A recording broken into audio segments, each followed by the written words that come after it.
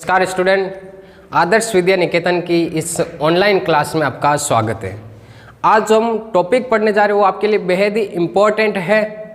ये इम्पोर्टेंट क्यों है? क्योंकि जो हमारा टॉपिक का नाम है वो है आपके रक्त और रक्त परिसंचरण तंत्र के बारे में। ये टॉपिक आपके 9th क्लास में, 8th क्लास में, 10th क्लास में और आपके 12th क्लास की जो बायोलॉजी सब्जेक्ट है उसमें पूछा भी जाता है और ये आपके इन तीनों क्लासों में आपके बहुत ही इंपॉर्टेंट है। ठीक है, इसके अलावा जो आपके कंपटीशन के एग्जाम है उसमें भी ये आपकी टॉपिक पूछा जाता है। तो इस टॉपिक को हम स्टार्ट करने जाते हैं, बिल्कुल ही जीरो लेवल से स्टार्ट करेंगे, बिल्कुल आपको अच्छे से समझ में आएगा। ठीक है, एकदम जीरो लेवल से इस टॉपिक को मैं उठाऊंगा और हर एक पार्ट के बारे में हम अच्छे से बात करते जाएंगे और अच्छे से समझते जाएंगे, बिल्कुल जीरो लेवल से। अब देखना, सबसे पहले हमारे जो टॉपिक का नाम है वो टॉपिक का नाम क्या है? रक्त एवं रक्त परिसंचरण तंत्र। रक्त एवं रक्त परिसंचरण तंत्र मतलब क्या है इसका? रक्त एवं रक्त परिसंचरण तंत्र का सबसे पहले तो हमें इसके बारे में कुछ पता होना चाहिए कि जो हम टॉपिक पढ़ रहे हैं ये क्यों पढ़ रहे हैं, इसका पूरा मतलब क्या है, क्या समझना है हमें इसमें और क्या पढ़ना है। तो इसका मतलब है blood circulatory system. Blood circulatory system मतलब क्या होता है? Circulatory system, SYSTEM। सर्कुलेटरी मतलब क्या होता है कि जो ब्लड होता है वो हमारे शरीर में क्या होता है? प्रवाहित होता रहता है। ठीक है, हृदय के द्वारा एक भाग में तो आपके अशुद्ध रक्त बहता है, दूसरे भाग में आपके शुद्ध रक्त बहता है और वो आपके दूसरा भाग जो शुद्ध रक्त होता है वो आपके शरीर के विभिन्न भागों में भेज दिया जाता है। अशुद्ध रक्त वापस दूसरी साइड से आता रहता है। इस सारी प्रोसेस को हम इसमें पढ़ेंगे आपके रक्त एवं रक्त परिसंचरण तंत्र में। तो सबसे पहले आपके बात करते हैं रक्त के बारे में कि रक्त की ये एक आपके किस प्रकार का है, और ब्लड ग्रुप के बारे में भी बात करेंगे। ए बी और ओ जो आपके 4 प्रकार के ब्लड ग्रुप हैं उनके बारे में भी बात करेंगे। कौन सा ब्लड ग्रुप किसको दान कर सकता है, कौन सा ब्लड ग्रुप किससे आपके ले सकता है, एक्सेप्ट कर सकता है, उनके बारे में बात करेंगे। तो सबसे पहले आपके जो मैंने हेडिंग है रक्त, यहाँ से स्टार्ट करते हैं एकदम जीरो लेवल से। ठीक है, आपको अच्छे से समझ में आएगा। अब देखना, जो रक्त है इस रक्त के बारे में क्या याद रखना आपको कि रक्त एक प्रकार का क्या है? एक तरल संयोजी ऊतक है। क्या है? एक तरल संयोजी ऊतक है। रक्त क्या? एक तरल संयोजी ऊतक है। इसके अलावा ध्यान रखना आपको कि जो सामान्य स्वस्थ व्यक्ति होता है उस सामान्य स्वस्थ व्यक्ति में आपके 5 से 6 लीटर ब्लड पाया जाता है। स्वस्थ व्यक्ति में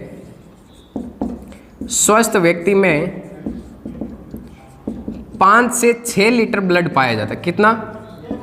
5 से 6 लीटर। 5 से 6 लीटर रक्त आपके उपस्थित होता है।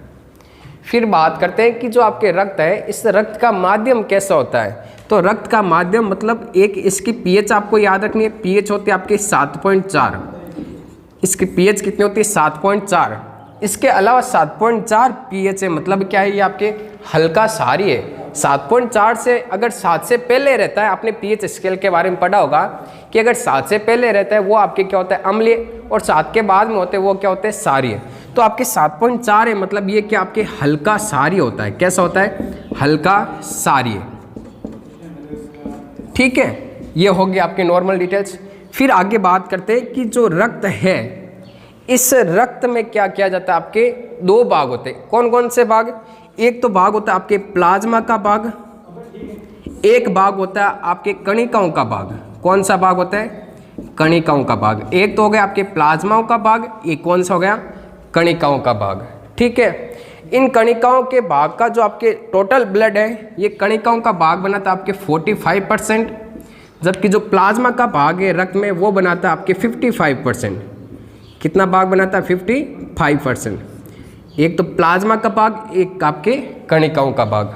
अब देखना, जो आपके प्लाज्मा का भाग है और कणिकाओं का भाग है इसको मैं थोड़ा आपको डिटेल से बताने जा रहा हूँ।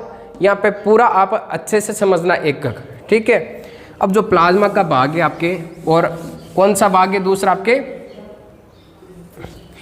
एक कणिकाओं का भाग हो गया। ब्लड के 2 भाग हो गए। ठीक है, कौन कौन से हो गए?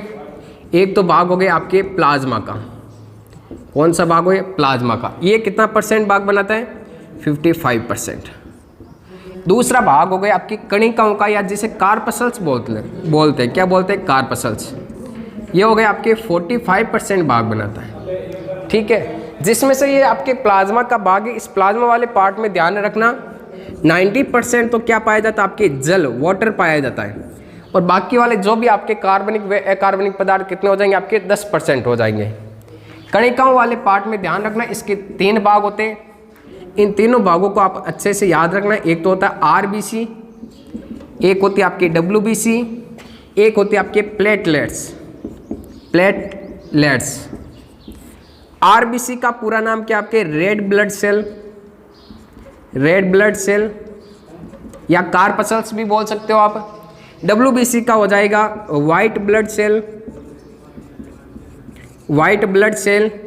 और प्लेटलेट्स है, उस प्लेटलेट्स का नाम हो जाएगा आपके बिंबाणु बोलते हैं। क्या बोलते हैं? बिंबाणु। रेड ब्लड सेल्स का हिंदी में नाम आप जानते होंगे, लाल रक्त कणिका या लाल रुधिर कोशिका भी बोल सकते हो। व्हाइट ब्लड, जो आपके व्हाइट ब्लड सेल है, इसका क्या होता है? श्वेत रुधिर कणिका या आप श्वेत रुधिर कोशिका भी इसका नाम बोल सकते हो, ठीक है। अब इसमें इस एकक का हमें कार्य याद होना चाहिए कि ये कार्य क्या करते हैं। हमारे रुधिर में पाए जाते हैं तो कुछ ना कुछ कार्य तो होगा इनका। तो ये कार्य क्या करते हैं? सबसे पहले मैं आपको जो कार्य बताने जा रहा हूँ वो कार्य आप ध्यान रखना। सबसे पहले जो आपके आरबीसी होती है शरीर में, आपने कभी सुना भी होगा, छोटी क्लासों में पढ़ा भी होगा कि हमारे रक्त का जो लाल रंग होता है वो किस कारण होता है? हीमोग्लोबिन के कारण।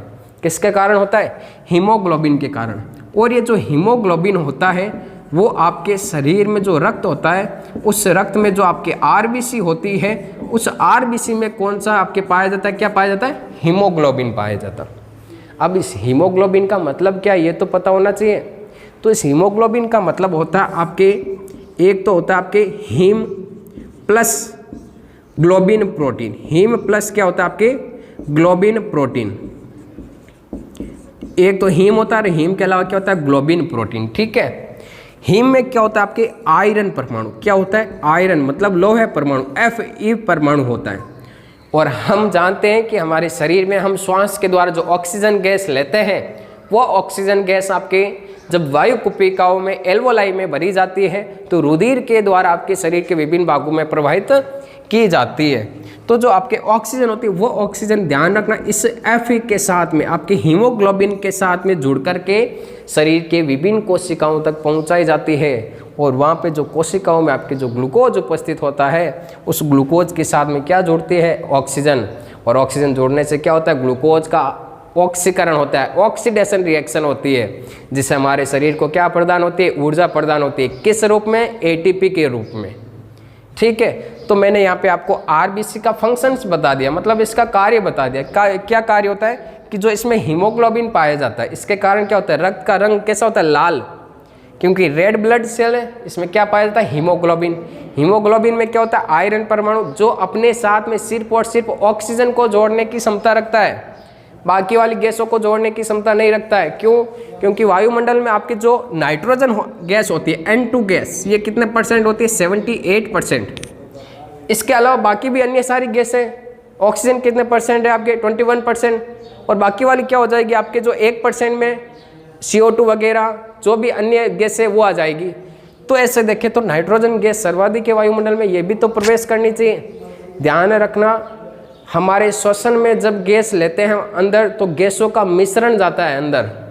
और वायु कुपिकाओं में क्या होती है? आपके वायु कुपिकाओं के ऊपर रुधिर केशिका पाई जाती है। उन रुधिर केशिकाओं में जो आपके ब्लड बहता है, इस ब्लड में क्या होता है? ये ब्लड और अपने साथ में किसको जोड़ता है? सिर्फ ऑक्सीजन को जोड़ता है, बाकी वाली गैसों को नहीं जोड़ता है। तो आरबीसी किसका परिवहन करते हैं? आपके ऑक्सीजन का परिवहन करते हैं। यहाँ पे आपका डाउट क्लियर हो गया कि जो वायुमंडल में अनेक सारी गैस है उनका ही परिवहन भी तो हो सकता है। तो यहाँ पे आपका पूरा डाउट क्लियर हो गया कि हमारे शरीर में सिर्फ और सिर्फ किसका परिवहन होता है? ऑक्सीजन का परिवहन होता है। अब देखो यहाँ पे जो व्हाइट ब्लड सेल है, श्वेत रुधिर कणिका, इसका भी तो कुछ कार्य होगा। इसके कार्य के बारे में देखते हैं। इसके पहले आपके जो 2 भाग है, इसके उन भागों के बारे में देखते हैं। देखो, एक भाग तो होता है इसका कणिका में, मतलब जिनमें कणिकाएं पाई जाती है। एक होती है आपके ए कणिका में, ठीक है। अब देखो यहाँ पे कणिका में जो भाग है इसके भी आपके उपभाग है 3, और वो होते हैं आपके बेसोफिल,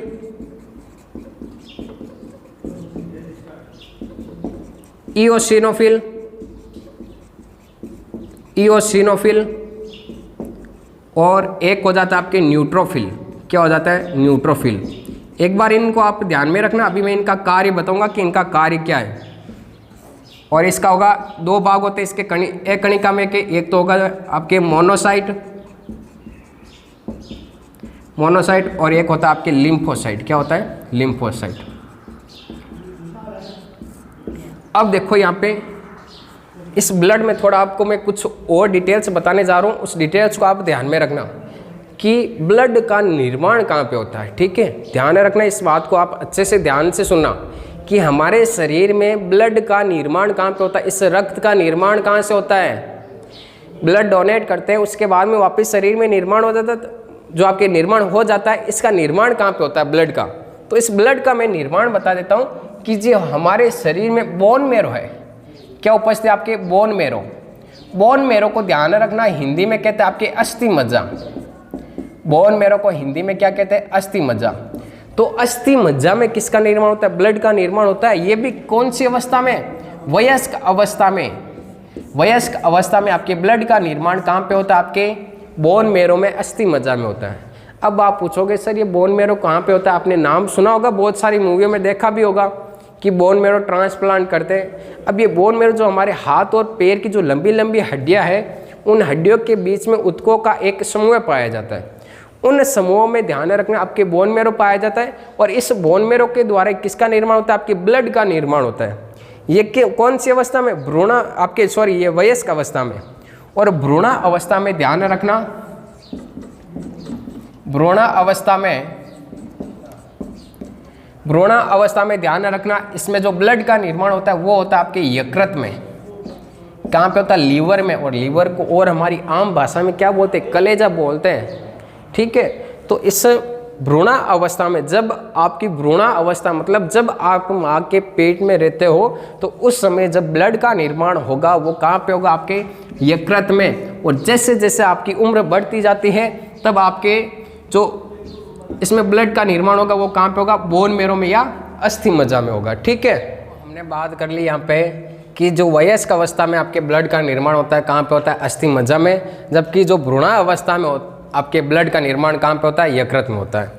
जो आपके ब्लड होता है, इस ब्लड में जो आपके आरबीसी होती है, इस आरबीसी का जो जीवन काल होता है, ये ध्यान में रखना 120 दिन का होता है। कितने दिन का होता है इस आरबीसी का जीवन काल? 120 दिन का। अब क्या होता है? 120 दिन पूरे होते ही इसकी क्या हो जाती है? मृत्यु हो जाती है।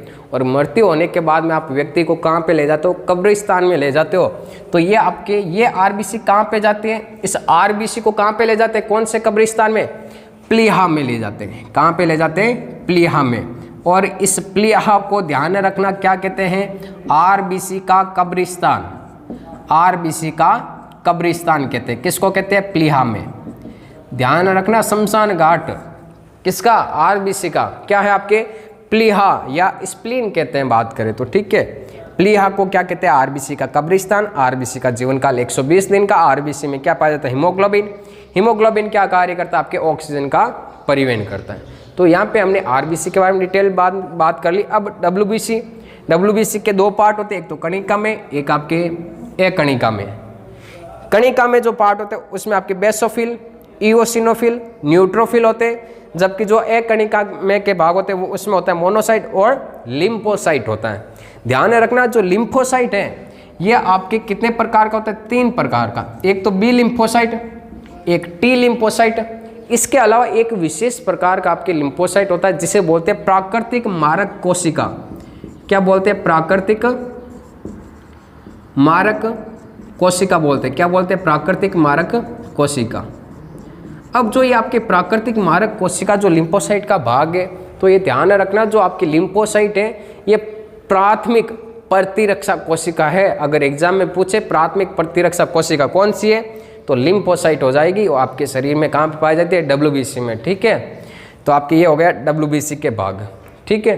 अब क्या होता है कि ये WBC होती है, ये मैंने क्या बताया यहाँ पे लिम्फोसाइट कि आपकी प्राथमिक प्रतिरक्षा कोशिका। प्रतिरक्षा का मतलब क्या होता है कि जो भी हमारे शरीर में अगर रोगाणु प्रवेश करते हैं उन रोगाणुओं को नष्ट करने का कार्य कौन करता है, आपके लिम्फोसाइट करता है। इसकी सहायता कौन कौन करता है, आपके मोनोसाइट और न्यूट्रोफिल, ये दोनों भी इसके साथ में जुड़ जाते हैं और रोगाणुओं को नष्ट करने में लग जाते हैं। तो इस WBC का कार्य क्या हो गया, हमारे शरीर की सुरक्षा करना, जो आपके बाह्य रोगाणु होते हैं उनको नष्ट करने का कार्य, मतलब क्या बोल सकते हैं कि प्रतिरक्षा का कार्य कौन करता है, WBC करता है।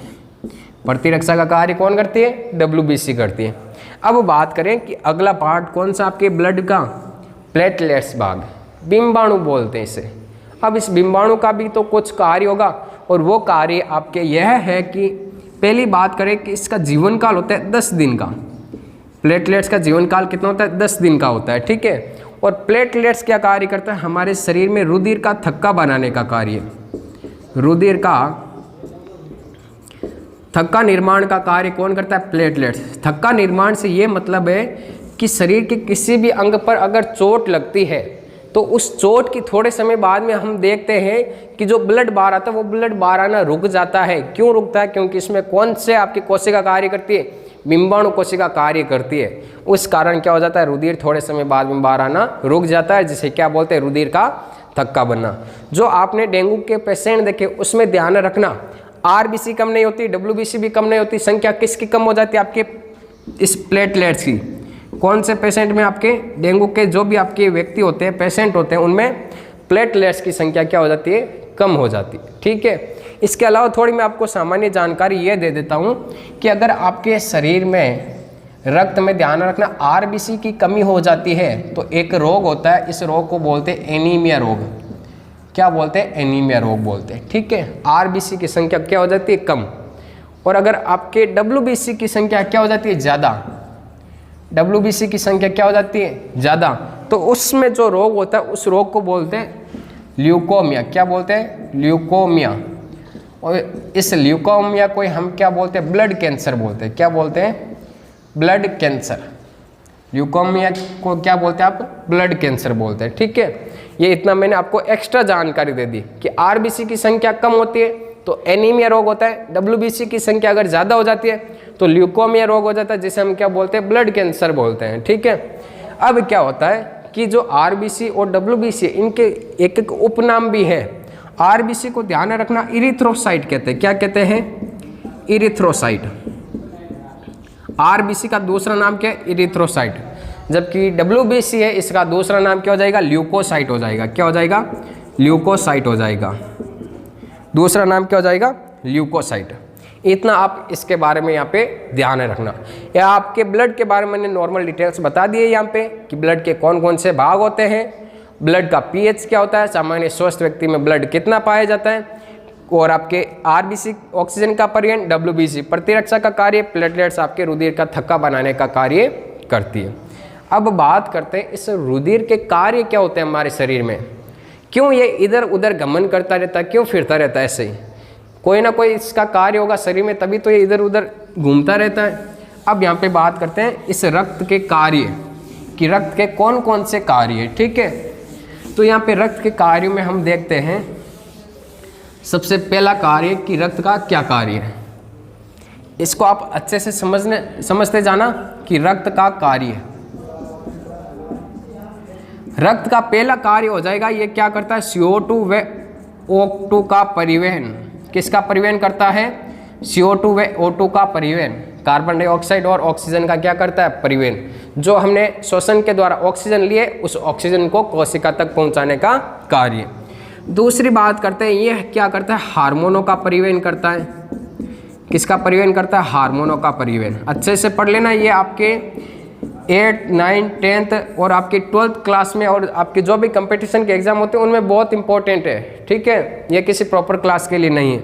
अब क्या होता है, हार्मोनों का परिवहन भी करता है।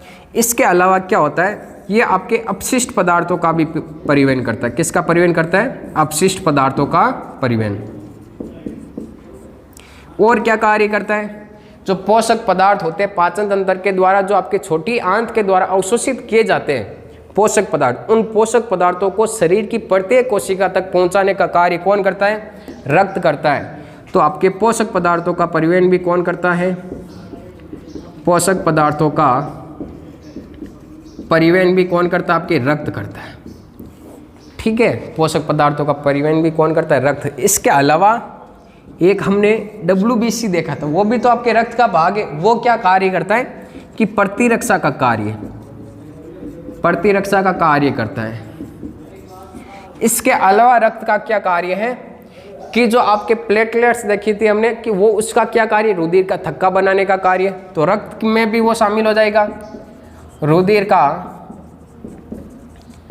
थक्का निर्माण का कार्य। इसके अलावा हमारे शरीर का ताप नियंत्रण भी कौन रखता है? रक्त रखता है, ताप नियंत्रण। ये आपके 7 कार्य किसके बारे में हो गए? रक्त के बारे में। अच्छे से पढ़ना, यहाँ पे देखना। पहला कार्य क्या हो गया? CO2 व O2 का परिवहन। सेकेंड नंबर क्या हो गया? आपके हार्मोनों का परिवहन। थर्ड नंबर क्या हो जाएगा? अपशिष्ट पदार्थों का परिवहन। और फोर्थ नंबर क्या हो जाएगा? आपके पोषक पदार्थों का परिवहन। और आपके 5 नंबर कौन सा हो जाएगा? आपके प्रतिरक्षा का कार्य करता है। और जो 6 नंबर होता है उसमें क्या होगा? आपके रुधिर का थक्का निर्माण का कार्य करता है। ठीक है, इसके अलावा 7 नंबर है वो आपके ताप नियंत्रण। इतने सारे हमने इसके कार्य देख लिए और रक्त के बारे में सामान्य डिटेल्स पढ़ ली। अब जो हमारा अगला टॉपिक है वो टॉपिक है आपके रक्त समूह, ब्लड ग्रुप के बारे में, कि ब्लड ग्रुप होता क्या है, कौन कौन से आपके रक्त समूह है, इसकी खोज किसने की थी, कौन सा ब्लड ग्रुप किसको दे सकता है, कौन सा ब्लड ग्रुप किससे ले सकता है, इनके बारे में हम अच्छे से बात करेंगे। तो इस रक्त समूह के बारे में जो आपको हिस्ट्री याद होनी चाहिए वो क्या याद रखना है? कि सर्वप्रथम क्या हुआ था कि जब किसी भी व्यक्ति से, एक व्यक्ति से दूसरे व्यक्ति में जब जो ब्लड होता है वो ट्रांसफर किया जाता था। देखो मैं यहाँ पे लिख देता हूँ कि आपके क्या हुआ। अब हमारा टॉपिक कौन सा है? रक्त समूह है, ब्लड ग्रुप। सर्वप्रथम क्या हुआ कि जो ये एक व्यक्ति है यहाँ पे, ठीक है, और ये एक दूसरा व्यक्ति हो जाएगा इधर। अगर इस व्यक्ति का ब्लड इसमें डाला जाता था तो इस व्यक्ति की क्या हो जाती? मृत्यु हो जाती। कई बार ये देखा गया कि एक व्यक्ति का ब्लड दूसरे में ट्रांसफर करने पर क्या होता है कि दूसरे व्यक्ति की क्या हो जाती? मृत्यु हो जाती। इस कारण को जानने के लिए एक वैज्ञानिक आया आपके 1900 में, उसका नाम था आपके कार्ल लैंडस्टीनर। ध्यान रखना, कौन था वैज्ञानिक का नाम? Karl Landsteiner. और इसने आपके 1900 में जांच की, बहुत सारे प्रैक्टिकल के, तब जाके इसको पता चला कि जो आपके रक्त होता है, रक्त में एक मैंने कणिकाओं का पार्ट पढ़ाया था आपको अभी, कि RBC उपस्थित होती है रक्त में।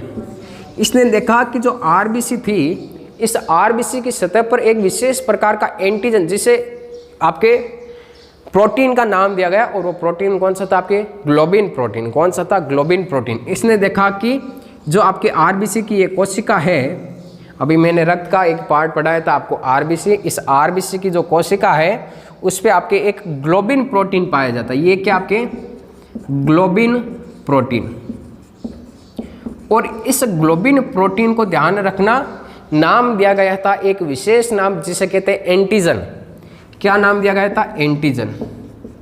इस एंटीजन के आधार पर ही ब्लड ग्रुप का निर्धारण किया गया था। ठीक है, और इसका पता किसने लगाया था? सर्वप्रथम आपके कार्ल लैंडस्टीनर ने। कब लगाया था?